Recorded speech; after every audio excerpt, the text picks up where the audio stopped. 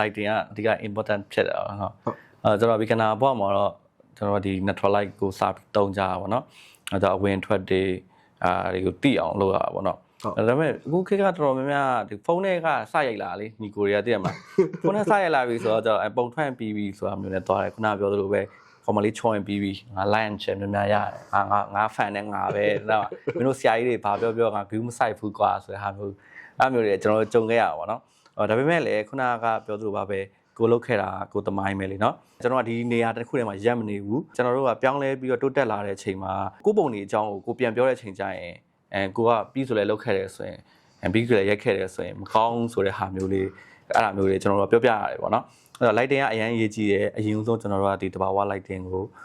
ုနားလည်ရမယ်ဒါပေမဲ့တဘာဝ lighting ကိုနားလည်သွားပြီဆိုရင်ကျွန်တော် lighting နဲ့ပတ်သက်တာဒီ artificial light ပေါ့နော်လူလုတ်အလင်းတွေပေါ့နော်ကိုဆိုမျိုးစုံပေါ်နေတဲ့ဒီ stove တွေ continue တွေပေါ့နော်ခုနောက်ပိုင်းဆိုကျွန်တော်တွေ့ရမှာဆို continue တွေပို့ပြီးတော့သုံးလာကြရပေါ့နော်အဲ့ဒါဘာကောင်းလာလဲဆိုတော့ကျွန်တော်တို့တက်တာအောင်လုပ်ပေးတာအဲ့တော့တက်တာအောင်လုပ်ပေးတာရဲ့နောက်ွယ်မှာကလူတွေကဒါကြီးကသုံးတာလွယ်ပါတယ်ဆိုတဲ့ဟာမျိုးဖြစ်သွားတာပေါ့နော်တိတ်လည်းမဖန်တီးကြတော့ဘူးဒီတိုင်းပဲသွားတယ်လက်ရတွေကပြောမှဆိုရင်ဘာမှထူးမနေတာလည်းမျိုးဖြစ်ကုန်တာပေါ့နော်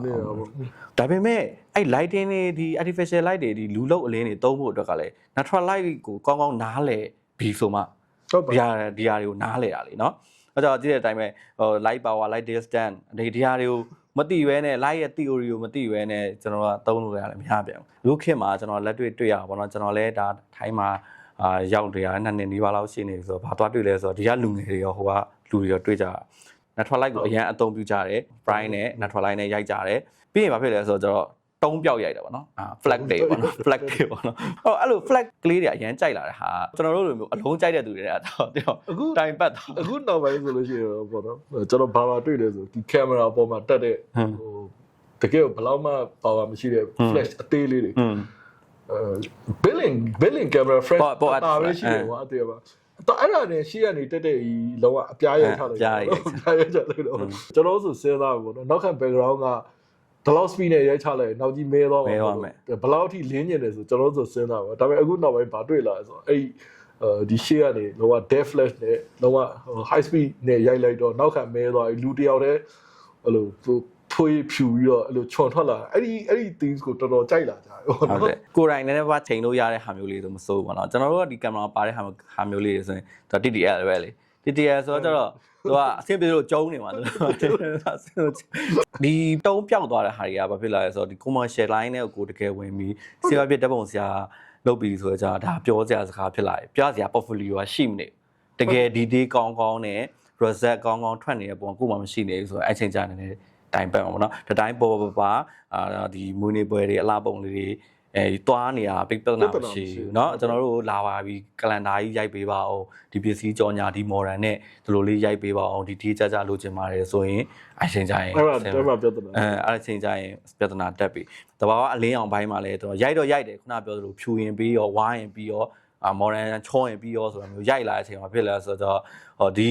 lighting သုံးတဲ့အချိန်ကျရင် lighting တွေရဲ့ခုနကပြော light theory ကိုကျွန်တော်မသိတဲ့အချိန်ကျတော့အဲ့လိုမျိုးဒီကြကြတွေကျွန်တော်မရနိုင်ဘူးပြီးတော့ flag တွေပဲဖြစ်နေတဲ့အချိန်ကျရင်ကျွန်တော်ကလူပါဆိုနေမှလူကအလုံးပဲလေနော်ကျွန်တော်ဒီပကြီးမှာလည်းရှိရလူဆိုရင် shadow highlight mid ဒီ3ခုကိုမပါနေဘူးဆိုရင်ကတ်တုံးရုပ်ဖြစ်နေမှာပေါ့နော်မှတ်မိလားမသိဘူးကျွန်တော်နည်းနည်းအသက်ကြီးလာအဲ့ကတ်တုံးတွေကိုဖတ်ချင်တော့ဖြစ်လာတယ် 3D ဖြစ်လာဒီရဲကြတော့ကျွန်တော်အဲ့ဒါကြောင့်ဘာလဲဆိုတော့အဲ့မှာကတော့တုံးတွေပါလာတော့ဒါအစစ်မှန်ဆိုတာကသိစေချင်လားနော်အဲ့ဒါကိုသိဖို့အတွက်က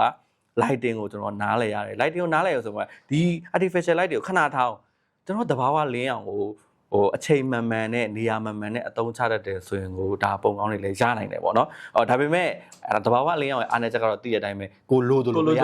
မရမရနိုင်ဘူးဆိုတော့ဒီ lighting ကိုသုံးတတ်စေခြင်းနဲ့မသုံးတတ်ဘူးဆိုရင်တော့စမ်းသုံးစီကြည့်သေးတယ်သူ result ကဘယ်လောက်ကွာသွားလဲဆိုတော့အဲ့ဒီအရာတော်ခံစားကြည့်ပေါ့နော် flag တွေကိုအရန်အားတန်နေဆိုရင်ကိုပတ်ဝန်းကျင်မှာလည်းဒီ flag ရိုက်တဲ့သူတွေပဲရှိနေမှာပေါ့နော်ဒါတွေကလည်းကျွန်တော်တို့လွမ်းမိုးတာခံရတယ်အခုကျွန်တော်အမြင်ပြောရရင်တော့ခုနကိုမင်းသားပြောတော့လို့လားကျွန်တော်တို့တွေကbeginner ဘောမှာဒီလိုပဲအလှပုံရိုက်မယ် event လေးတွေရိုက်ကြမယ်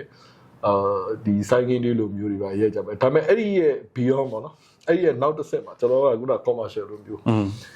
detail တွေနဲ့တကယ် inspiration တွေနဲ့ကျွန်တော်ရိုက်ရမယ် pre-wear နေချိန်ရောက်လာ အခုကျွန်တော်မြင်နေရပါလဲဆိုတော့ဓာတ်ပုံလောကမှာ bottleneck ဖြစ်နေတာပေါ့ကျွန်တော်ကအဲ့ဒီနေရာကိုသွားဖို့အတွက်ကဒီပလင်းလေပင်လိုပဲကျင်းသွားတာပေါ့နော်ကိုဘက်ကိုရောက်တဲ့လူဟာအဲ့လိုအရန်နေသွားပြီးစစ်ထုတ်လိုက်ဆိုဖြစ်တာဒီဘက်မှာအဲ့လိုပုံနေရပါတော့အဲ့လိုပုံနေတဲ့အတွက်နောက်ပိုင်းမှာဘာဖြစ်လာလဲဆိုတော့အဲ့ဒီ solo portrait လေးတွေရိုက်တာအဲ့လိုမျိုးရိုက်တဲ့ area မှာကျွန်တော်ရိုက်တဲ့ဓာတ်ပုံစံတအားများတာဖြစ်တဲ့အတွက်ဘာဖြစ်လဲဆိုတော့ဒီဈေးကွက်နဲ့ပတ်သက်ရင်ပြဿနာတက်တယ်ဟုတ်တယ်ဗျာအဲ့တော့ဟိုဘက်ကိုရောက်အောင်သွားပါပေါ့ကျွန်တော်ပြောစီချင်တယ်ဟိုဘက်ကိုရောက်အောင်သွားပါပေါ့ဟိုဘက်မှာအများကြီးကြပါသေးတယ်ဟုတ်တယ်တန်ဖိုးတွေလည်းပုံမြင့်လာတယ်ဟုတ်တယ်တန်ဖိုးတွေလည်းပုံမြင့်လာဟိုဘက်ကိုရောက်အောင်သွားပါဒီဘက်မှာပဲအခုလောလောဆယ်ရနေတဲ့အမှုပညာကြီးကိုတိတ်မမက်ပါတော့ဟိုဘက်မှာအဲ့ဒီအများကြီးရစရာရှိပါသေးတယ်ဟုတ်တယ်ကင်မရာဈေးတွေကလည်းကြာမနေပါဘူးကင်မရာဈေးကကြာမနေကင်မရာဈေးကလည်းကြာမနေဆိုလို့ကင်မရာအသစ်တွေကလည်းနှစ်တိုင်းထွက်နေတာကင်မရာအသစ်တွေကလိုချင်စရာတွေကြီးပဲဖြစ်နေဟုတ်အဲ့တော့ကိုကလည်းဒီဟာတွေကို upgrade လုပ်နေရတာဆိုတော့လေအခုနောက်ပိုင်းကျွန်တော်လည်းတွေ့တယ် big edit တွေဆိုရင်လည်းဒီ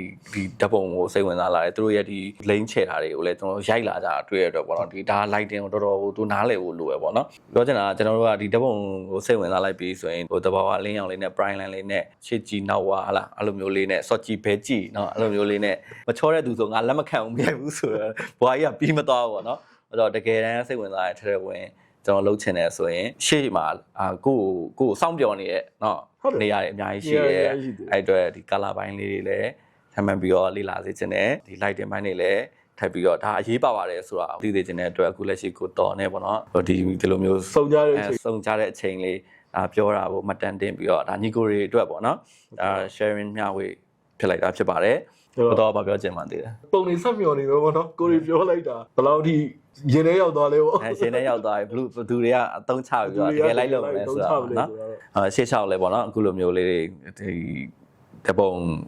ခေါ်တာရှင်ကြီးကိုရီအတွက်ပေါ့နော်လိုအပ်မယ်ထင်တဲ့ဟာလေးလည်း sharing လုပ်ပေးမယ်ဆူခြင်းလဲဆူမယ်ပေါ့နော်ပွားလဲပွားမယ်ရှေ့လျှောက်လုပ်ဖို့အစီအစဉ်လေးရှိပါတယ်ဆက်လက်ဆောင်ရွက်အားပေးပါအောင်လို့ပြကြရင်လည်းဒီကွန်ချုပ်ပါတယ်ကျေးဇူးပါ